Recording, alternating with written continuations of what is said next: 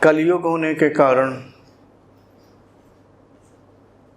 स्वरूप का परिवर्तन नहीं किया जा सकता, ऐसा संभव नहीं।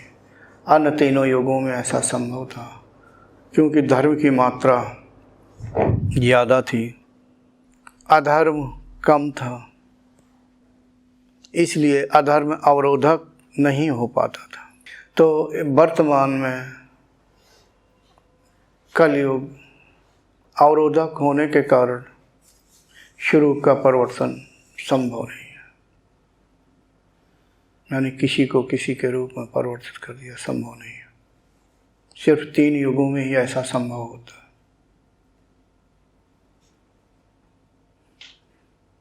सूक्ष्म रूप से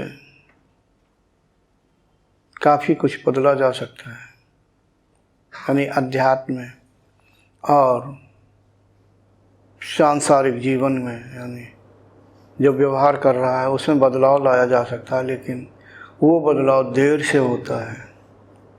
अर्थात जिसमें बदलाव लाना होता है, यानी जिस मनुष्य को कुछ बदलाव लाना होता है किसी भी प्रकार का, उसके चित्त पर स्थित कर्माशियों को देखना पड़ता है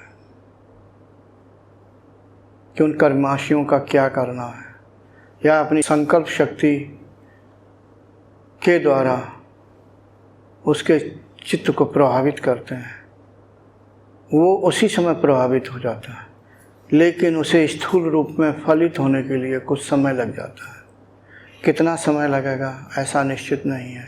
इसके कुछ कारण होते हैं। एक, उस मनुष्य के हो सकता है कि कुछ सशक्त ऐसे कर्म हो कि उन्हें निकट भविष्य तक विशेष प्रकार के कर्म भोगने हो तो जल्दी परिवर्तन नहीं होता है, या सामान्य सा जीवन जी रहा है तो परिवर्तन स्थूल शरीर में, स्थूल जगत में जल्दी आ जाता है।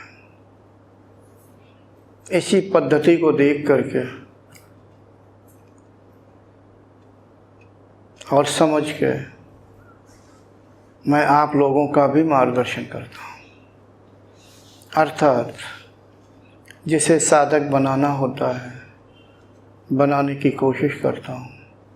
जो साधक नहीं बनेगा उसमें कोई रुचि नहीं दिखाता हूँ। जब उसके संस्कार ही नहीं है तो मैं क्या करूँगा।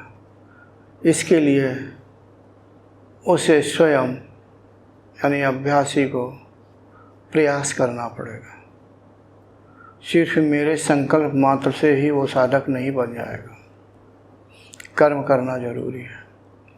मुझे एक ऐसा साधक याद आ रहा है, मैंने उसे कई बार शक्तिपात किया मगर वो साधक नहीं बन सका।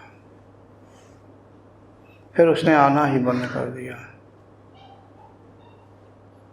हालांकि मैं उसके प्रति शुभ चिंतक था, लेकिन क्या ऐसी कमी थी जो उसका ध्यान ही नहीं लगा, साधना ही नहीं की। पता नहीं अब करता कि नहीं करता, लेकिन मेरे पास आना बंद कर दिया। तो ऐसे संस्कार होते हैं, क्या किया जा सकता है। जब आना ही बंद कर दिया तो फिर मैंने नहीं सोचा।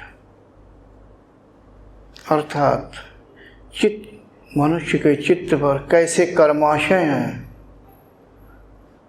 उन्हीं को देख करके मैं कुछ निर्णय कर पाता हूँ। और अन्य योगी जन कैसे निर्णय करते होंगे मुझे नहीं मालूम, लेकिन मैं इसी प्रकार का निर्णय करता हूँ।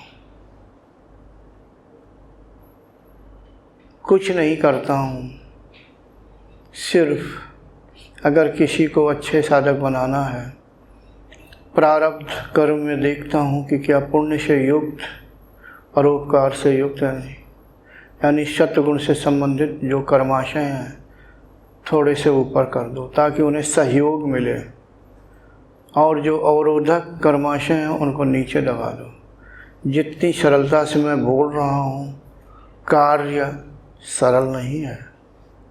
प्रत्येक योगी के बस की बात नहीं है। ऐसा कार्य सिर्फ तत्वज्ञानी ही कर सकता है, इसके अलावा नहीं। उसके अधिकार क्षेत्र से बाहर है।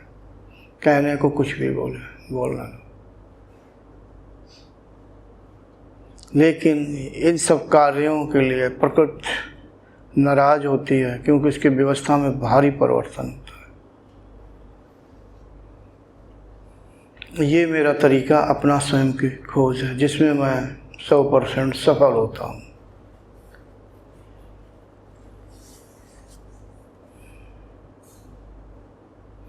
और कुछ बहुत बड़ी बात नहीं है।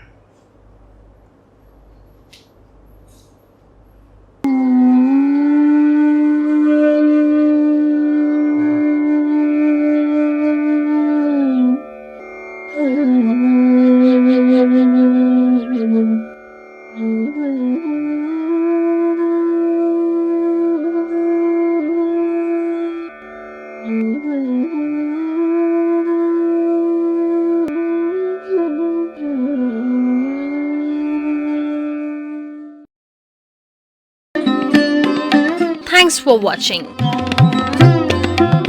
Remember to like, comment and subscribe.